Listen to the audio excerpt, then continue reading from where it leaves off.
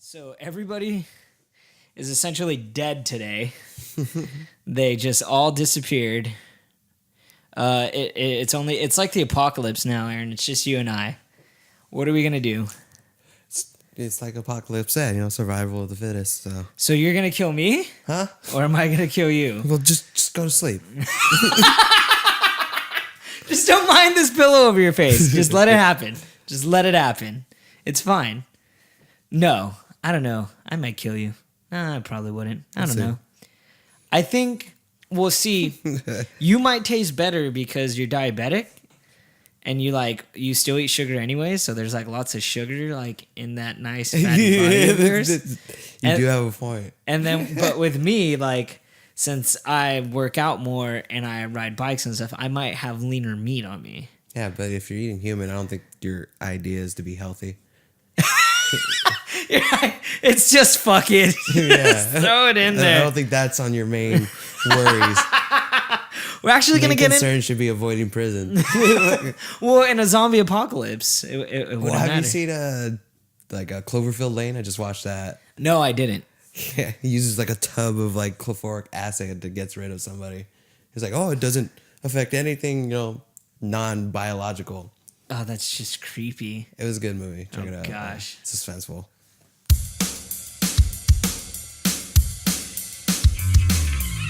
Hey, you guys, and welcome to the Comics After Dark for the Real Comic Fan. I'm Joe MTR, also known as Mathra, and as a surprise guest this week... Yeah, Cynic Aaron. Yay! So the crowd loves you. Kind of thrown into the gauntlet.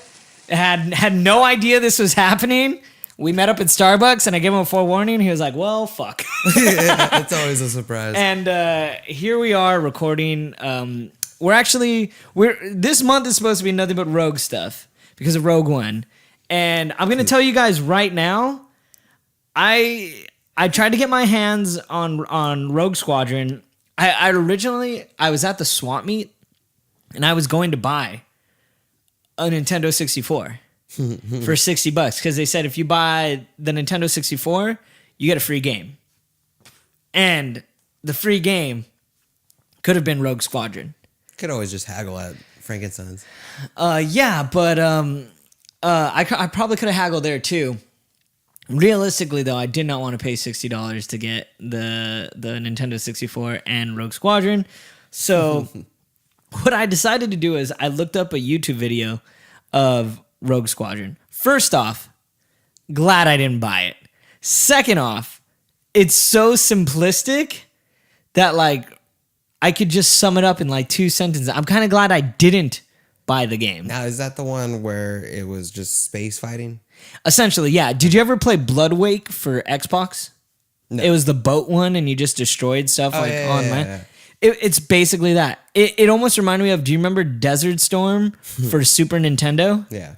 And you just destroyed bases and stuff, and that's it? That's all the game was. All right. So and it tried to be creative because you could have the Naboo plane. I forgot what it's called. You could have a Y wing. You could have an A wing. That one was still fun especially its time. Oh yeah, no doubt, for sure. But difficult as fuck. And it was because of you only had the joystick. Games. What? Because you suck at games. I don't suck. I'm not the greatest. Mr. Retro. Yeah. You were good back in 95, probably. I was good when I had patience. I'm fucking 27. I don't have patience anymore. I want it and I want it now. Why do you think Call of Duties have nothing but experience points on you fart in the fucking game and it's 100 experience points. That's the way it is now in these days. But nonetheless, don't get me wrong, the game is great. But it's difficult. And that's what this player was having a really hard time with. They were like, wow, this game's really fucking hard. And it's because of the controls and the way it is and everything. So, unfortunately, not able to play Rogue Squadron. Glad I didn't. But this, it's interesting. So, you don't you hear Wedge's voice as you're flying. But R2 is your unit. So, I was curious as to what the story was. And I don't know. It just fell off right after, man. A lot of the Star Wars games kind of lack the story mode. Yeah. Since we are talking about this, by sheer curiosity, do you have a favorite Star Wars game? I would say the Outcast, or is it Outcast or the Force Unleashed? Force Unleashed. With, With Starkiller. Yes, that was a great one. I have to admit that is my favorite game as well out of all the Star Wars games that I've personally played. You know, there's some fucking dick out there yelling at you, no, it's Battlefront, damn it. Actually, I have that one, and it's not as well because you're a soldier rather than a Jedi.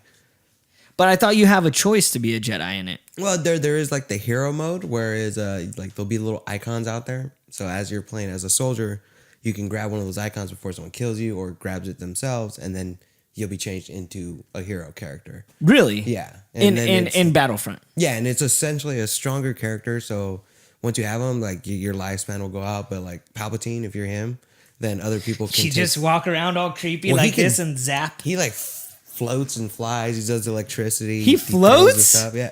Well, he uses the Force, and he kind of like, he doesn't jump as high as Vader would, but he kind of glides out. Yeah.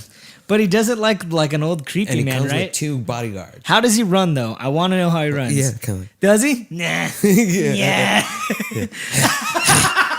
And just constantly out of breath. Yeah, by the time he gets to you, it's just like, and then just like, hey, you died of a heart attack. I think that's why he comes with 2 bodyguards. Because as soon as he's on the is it the field, red? two Is other it the people, red? Yeah, it's 2 dope. other people can like, okay, do you want to be a bodyguard? And you jump on it, and 2 people will be assigned. That's to dope. him. Yeah. That's dope. And they'll come up right beside him. I played Force Unleashed 2.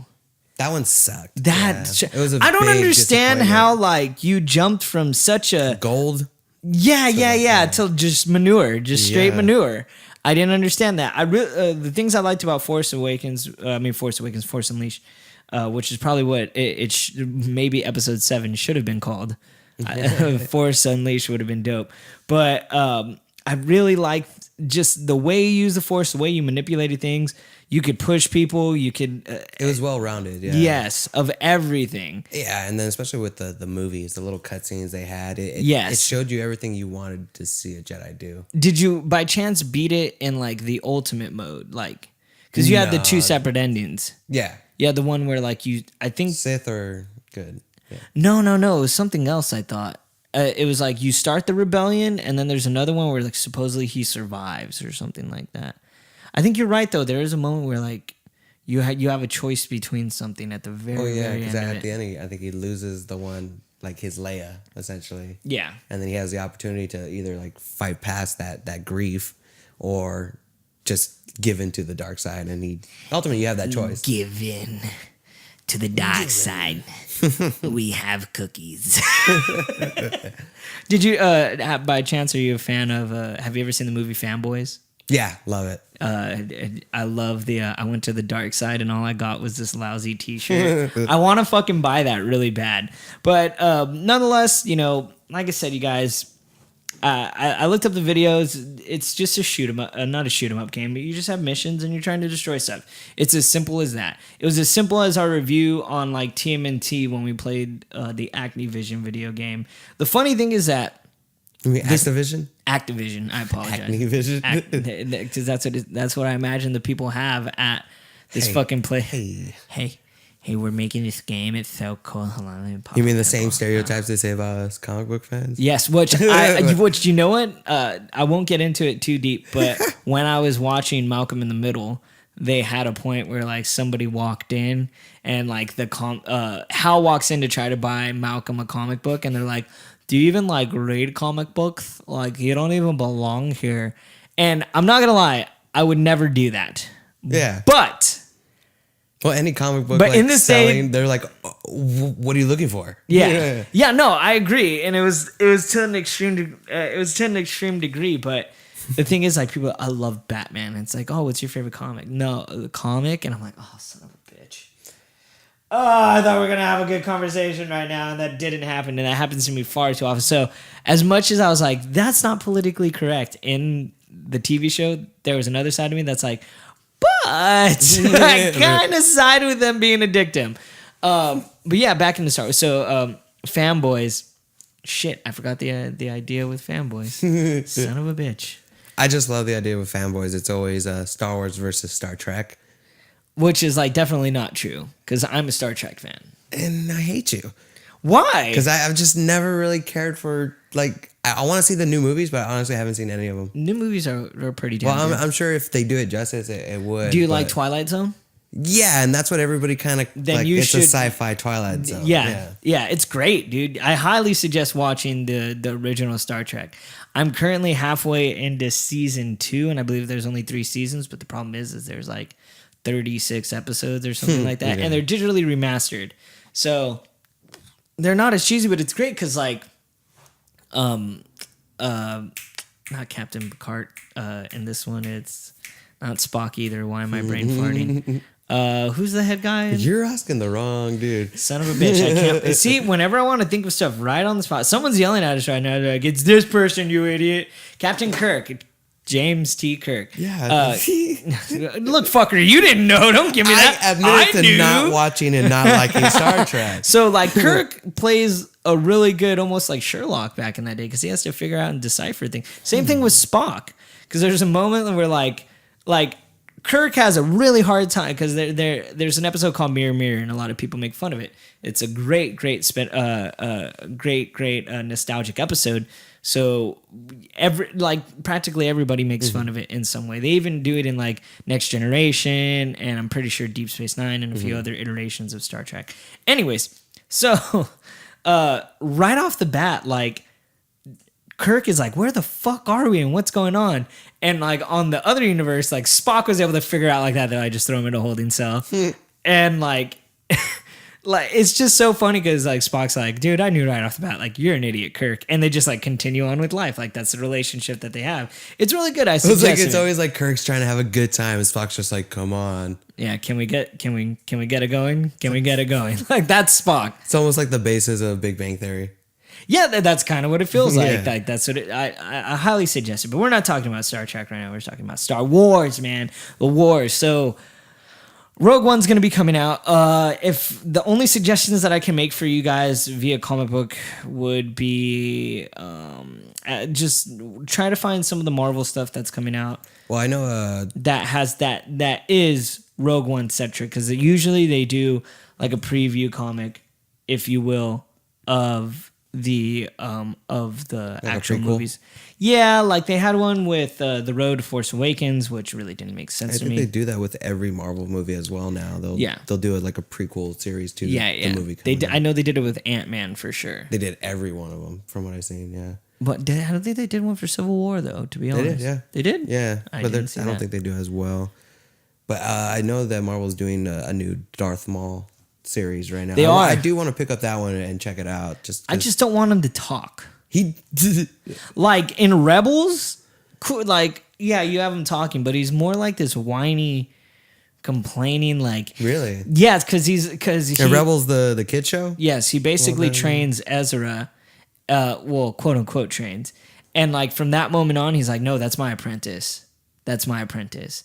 So it's funny, as much as he's supposedly going to be going down the dark side, to me, it actually feels like Ezra is going to be, he's going to be a gray Jedi, because he's going to be able to will both sides. And that's why we have Bendu, which is basically this, like, how do I describe it? You remember the turtle from Avatar: The Last Airbender? Yeah. He's almost like that. He's like this guy that, like, he's like an ancient person that kind of sees all and feels all, but he doesn't have any special like abilities or anything. And that's essentially Bendu. And he's like, no, I believe in both the dark and the light, because you guys always want to lean to one and the other. It's all about balance. But it's all about balance. Without the two, you would never be able to do this. So I have a feeling that Ezra is going to be powerful, but I think at one point he has to get killed, because he's not in like the ongoings. You know what I mean? Don't they all get kind of wiped out at some point or later, where I'm it's guessing just Vader and Luke at the end? I'm guessing it has to be. Right? Because that's when they balance it out, because Vader took out the last Which is probably why I need to finish reading that Ahsoka book to see what's going on with her and how, like, her demise comes or whatever is a part of that. But yeah, so, you know, with that being said, this was essentially our month of Star Wars. I'm sorry, you guys, we only had like 2 episodes towards it, but next week is going to be Comics After Dark's award show. It's going to be our first award show. We're going to be awarding writers and comic books a lot of different things. We're gonna have categories in best writer, best artist, best ongoing comic book, best miniseries, and all that stuff throughout. That's been throughout 2016, and we want you guys to vote. We need your help, so make sure to add us on Twitter, Comics After Dark, Facebook, Comics After Dark, or even nominations. Yes, and Instagram, Comics After Dark. So nominate them, keep an eye out, and next week you guys will be getting the award show to see. Of course, honorable mentions as well. So you guys will be able to see some stuff that maybe you should pick up, you shouldn't pick up, and of course, we're really excited to announce all the writers and everything. So make sure to follow us on Instagram, Twitter, and Facebook.